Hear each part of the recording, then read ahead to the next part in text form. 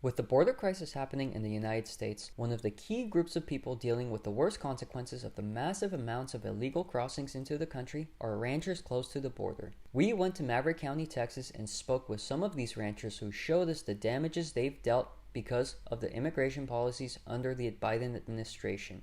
I spent several years looking for a property. This was kind of a dream for my wife and I to come down here and have a property with wildlife and enough land that we didn't have to worry about other people coming in. My wife's scared to death. We can't leave. We're in 3,000 acres. We shouldn't have to worry about anything. We've had break-ins into the lodge. I've had people come up to the house, knock on the window. Found several backpacks that had binoculars in them. A lot of people think these are just people that are coming through for a better life, but we've got pictures of these guys, tattoos. These are gang members, these are criminals. It's been scary. Some, not all, but a few will actually point that they have a knife. Others have actually pulled it. I've had box cutters pulled on me, and obviously jackknives and hunting knives. One of the ranchers told me how he had to cut a lot of trees and bushes because trespassers would hide under them, in many cases while wearing camouflage. This is what that used to look like, and some of this was even thicker than that, and so you can see where they could bed down in there. City attorney here has told us since last time we were here that we're not allowed to apprehend them, we're not allowed to chase them, and if we do, they're not going to respond to us. They're not going to come out. So basically, they told us that we're on our own. The Border Patrol will still come, but the problem with the Border Patrol is if they're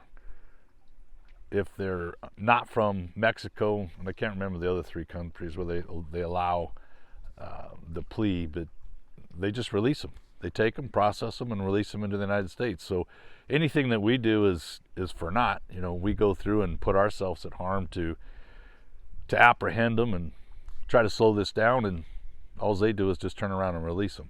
Aside from the safety concerns, these ranchers also showed me the financial problems that they've had because of these trespassers going into their properties, as they showed me the fencing that they would set up, and they would also show me how these Godaways would cut open these fences daily.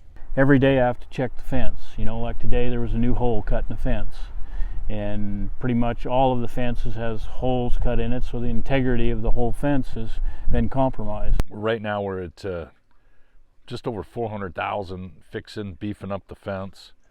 We're in the process of putting an electric fence on the top, and none of this is going to stop them. All we're trying to do is slow it down so that we don't have to deal with them. But we probably average between 20 and 30 every night that we know of that come through the property. A couple nights ago, and it was a big group. There was probably 10 to 15 in them, and they actually bent these posts over. So I'm going to have to straighten them out, pull the fence back up. I spend at least 25% of my time checking fence and fixing fence, and plus all the trash. I mean, just the plastic bottles, the backpacks, all their junk they leave behind. I mean, that's an environmental problem right there. Typically what happens, this is a pickup area. Highway 57's right here, and they usually have a good set of clothes in their backpacks, and they'll have those in plastic bags. They'll change their clothes here, and then their backpacks and all their other junk they leave right here and go. There's literally across the ranch thousands of backpacks and all the other junk that goes with it. Border Patrol Chief Raul Ortiz recently testified in McAllen, Texas, and stated that around 385,000 known Godaways have been reported in the 2023 fiscal year. When it all first started, I actually asked my wife, because I'm more concerned about her safety than anything. I asked her, I says, honey, you want to move? And she says, no, this is our home. And by God, this is our home. There's no way I'm going to move because of what they've done and what they've legalized and so on and so forth. Any of the people that are supposedly running this country end up seeing this and watching this, just get your head out of their sand. I mean, this talk about bipartisanship and all this other stuff is just, it's just talk. I mean, it's time. The governor of Texas is tried bringing in the